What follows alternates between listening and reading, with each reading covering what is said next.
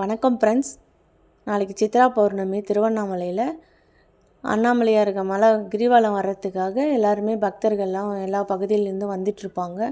வரவங்களுக்கு மதிய உணவு சாம்பார் சாதம், தக்காளி சாதம் இது ரெடி பண்ணுறோம். இது குடிக்கிறதுக்கு சமைக்கிறதுக்காக தண்ணி எல்லாமே ரெடியாக வச்சிட்ருக்கோம்.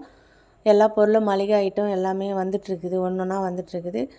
காய்கறிகள், தக்காளி, முருங்கைக்காய் எல்லாமே வாங்கி வச்சிட்ருக்கோம். இப்போ இதில் 15 வருஷமாக நாங்கள் இதை செஞ்சிட்ருக்கோம். சாய் அன்னதான அறக்கட்டளை என்ற பேரில்.